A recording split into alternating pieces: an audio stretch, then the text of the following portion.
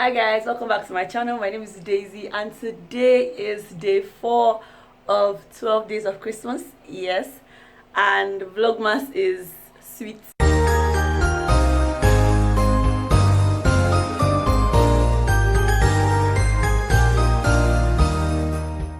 And this morning I realized that I'll just give you guys a live update that I promised you guys a while back. I already edited it, I already worked on it, but there was not enough time to put it up before Vlogmas started, and I said, okay, why not just bring it today? After I'm watching the clip of the live update, and I'll be right back.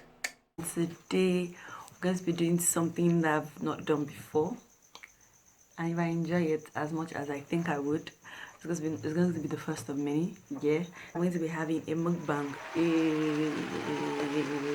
So you may see me look down quite a number of times. I wrote some of the things that I'm going to be talking about, and I'm about to be in my heart with you guys. And I thought to myself, I wasn't ready for the longest time, and in my previous videos I've mentioned certain things and I'll say, okay, you understand very soon, you understand very soon.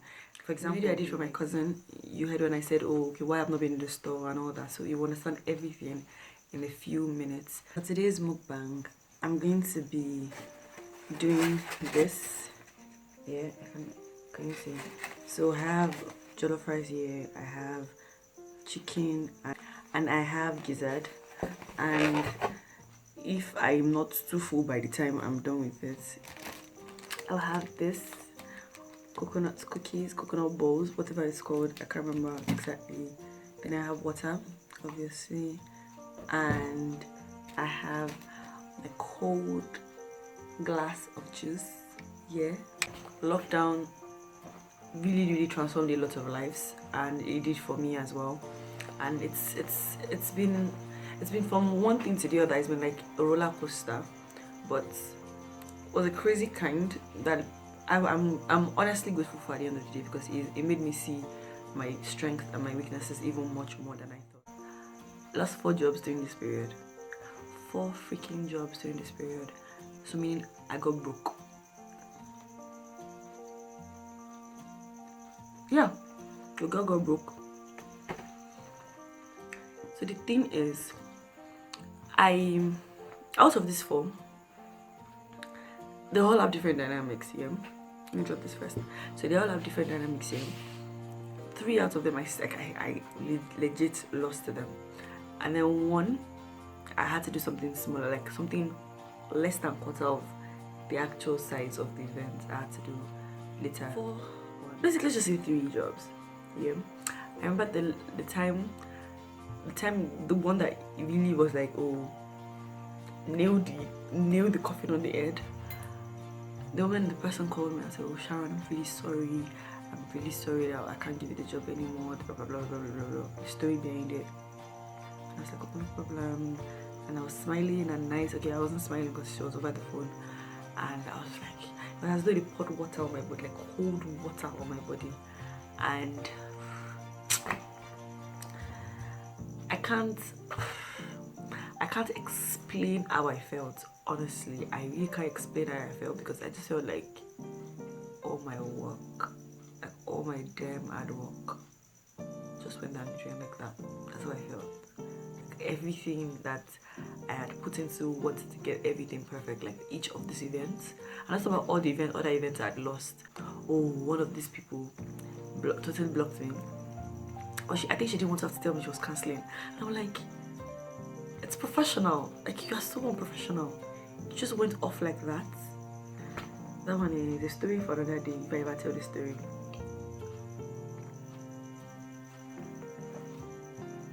So she blocked me. Oh, I don't know if she blocked me herself. I just thought she ghosted me, literally. But yeah. Oh, you guys, tell me, if you have a client that just ghosted you like that, and then you finally realize that person had done the job from somewhere else, after person had kept you up for months, and for about a couple of months on end, and the person finally now doesn't even tell you, courtesy demands obviously, doesn't even tell you that the person is cancelling. The person just goes on to give the job to somebody else or do the job on their own or whatever, without saying anything to you, leaving you home and dry. Do you message the person? I'm here to message this individual, like find a way to message her and no, maybe not, definitely not insult, definitely not, nah, not like that, but tell her that's a tiny bit of how I feel, because I just felt like I need to let her know she didn't do well, but I was really in a bad place. I was sad. Oh, okay. I was saying, the one that really was like, oh, okay, the final nail on the coffin. I really broke down. I cried myself to sleep that night. I remember playing. I remember thinking to myself, oh shit, my career is over. Like, honestly, I'm like, so for the year 2020, I would not do a job. It was mad. And during that period, I just decided I'm no longer posting on both my business pages. If you don't know, I have a store, I have a bridal store, so I stopped. So even when COVID ended, or when the lockdown subsided in my state, I didn't go to work. I just stayed at home. Like, I was just at home. I was sad. I was literally depressed. I was sad. I was not pumped. If you remember in my birthday video, they were telling me, oh, Sharon, smile, Sharon this, Sharon that. It was still a ripple effect of where I was coming from, because truth is, I was supposed to have a birthday party, and this was the money that I had already planned for. I already knew the money was coming in, and then pam, the money wasn't coming in anymore. And the crazy thing is, it was, I don't know, like, if I thought I just felt like, oh, you had this thing and then it was lost. And then good thing came out of it, because let me about my business. It made me more shrewd with my business. You cannot just do me dirty anyhow. Like, if you're not talking money, go. Like, I'm now so strict with certain things. I'm still nice, or I still try to be nice, but I think as the time goes on, I'm becoming very strict when it comes to certain things, and it's something that I learned it the hard way. I've been trying to learn this, but this period, this COVID period, oh, it taught me. Oh, it really taught me, and I was sad. Oh shit, I was really sad. I was pained. See me, I brought on the food. I was really sad. I was pained. I was everything you could think of. So I was sad. I would cry. I would just cry myself to sleep. I would think before I go to sleep. I would just sit down, lie down, and just be thinking about my life. Like, literally, like, is this it? Oh, maybe this person was right, because I've had people saying, oh, you're wasting your time, event planning is too saturated, blah blah blah blah blah blah. I wasn't getting enough content to film about. I was just stuck. I was sad, I was depressed, I think everything, same thing. I think I'm repeating myself too much, but yeah, I was just, I was in a ball. Like, literally, I felt like I was having like all these chest cramps, like my chest was coming together, and I was sad a lot. I was muted a couple of times. I remember one time, I think one of my brother that said, oh, Sharon, are you sure you're fine? This is why they are quiet in the house like this, because they know I'm not that quiet.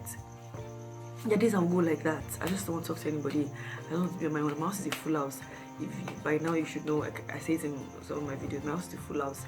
On a good day, during the day, we're probably like, so during COVID, because most people are always traveling and everything, but because COVID, we're about 11 and living in the house, so it was a full damn house, and it was sad. Like I couldn't, so it was not like a place where I could even go and think. I was just sad. Surrounded by people, but lonely. I felt very lonely. I felt very unattached. It was a really dark period for me. I'm so grateful that I can talk about it without feeling sad. I remember when I was had to explain to my sugar mama, if you remember, my sugar mama and my best friend, over the phone, how I felt. I was just crying. Like, I couldn't understand why it looked like everything was going against me, even though I knew it wasn't my fault. But it looked like I'd offended somebody or something, because it was just like, okay, maybe if I it was a planned year, fine, quite alright, and then the unexpected happened. But it was like everything was against me. Like, I'd already looked forward to these jobs. I'd waited, I'd prayed. I was so happy, I was pumped for the jobs, and I lost every single damn one of it. I wasn't making money. I was not. I started to roll in debts because I'd already ordered. It's funny now because I'm above it, but that time it wasn't funny at all. I'd already ordered goods, waiting for my money to come, or some of the money to come from one or two or all the clients, and it wasn't coming, and I was just there, like literally just there. The little money I had, I already used it in doing down payment. That okay, I'm going to pay and everything. Fam, let's just say I couldn't believe I put myself in that predicament, because I was like, what? Like, I don't have money to pay for this thing. Like, how would I pay for it? I couldn't talk to anybody at the time. I felt like I was alone. And then when I finally was able to speak to somebody, I was grateful that I got the chance to speak up. But I didn't speak up early. But I'm grateful I got the chance to speak up at the end of the day, because I got the support I needed. And honestly, a lot of times, like, it made me realize that a lot of times, not 100%, but a lot of times when people go through things, some of why they don't seem to get over it yet or early is because, or when people say they are lonely, when people are lonely, some of why they seem not to be able to get over it is because sometimes they don't share their burden and their pain with the people that are around them. They just believe that the people around them should just know, and that's actually how it was for me, to be honest. It was a crazy period. So it was a case of money lost, in debt, no content, no work, everything was. And I love my job because I love to go out and plan things for people, make people happy and everything, and none of it was happening. And I was able to create content. I was able to do any of the things that would have made me happy at the time, and that's why happiness is myself. What did I learn from this period? 1 minute. I want to eat this thing. I think I'm tired of food. I get tired of food easily lately. Yeah.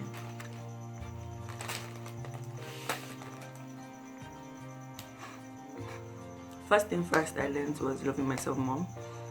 I had to learn to love myself more.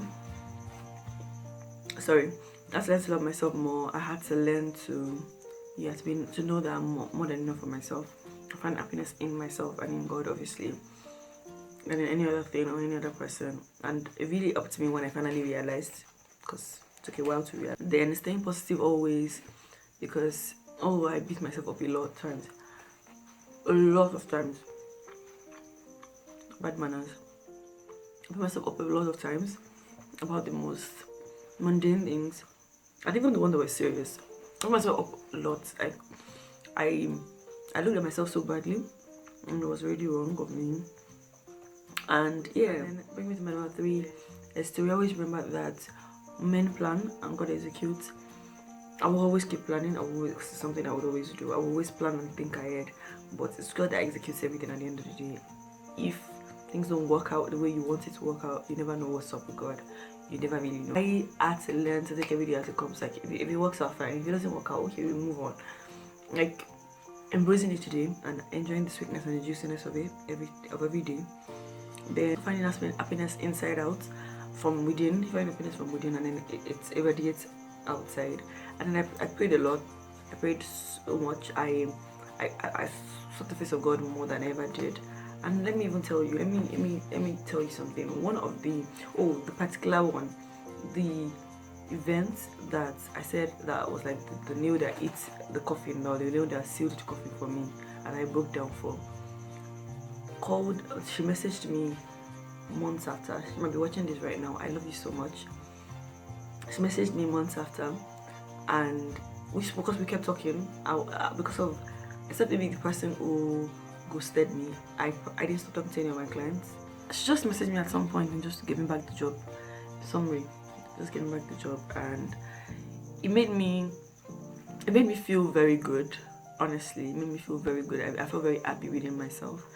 And honestly, I'm still not there yet, 100%.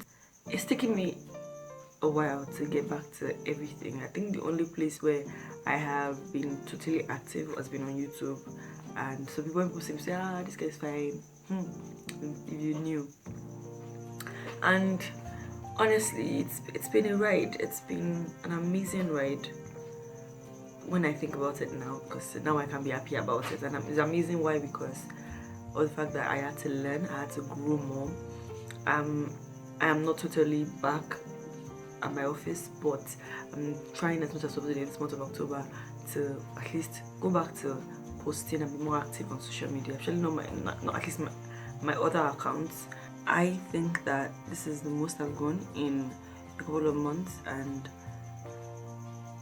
I wish it didn't happen, but I think it happened, and I don't want to say I will not have it any other way, but since it happened, it happened. I think I'll just say that I won't have it any other way, and I'm glad that it happened, and I'm glad that I'm able to learn from it.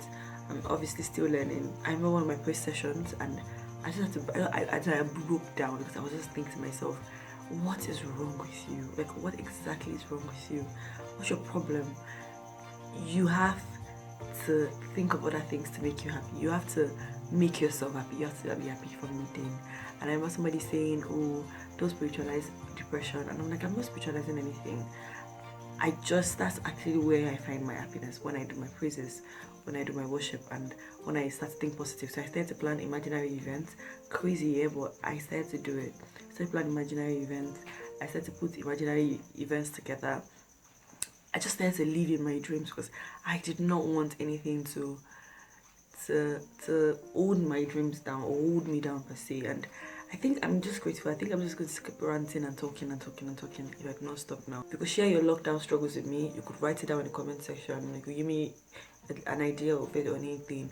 Give me tips on how you walked through lockdown. If you lost your job, if you could not make money, like I wasn't able to make money or whatnot, like you could share your journey with me, and I will be reading. Don't worry, I'll be reading and commenting and replying and whatnot. And it's been amazing. It's been refreshing.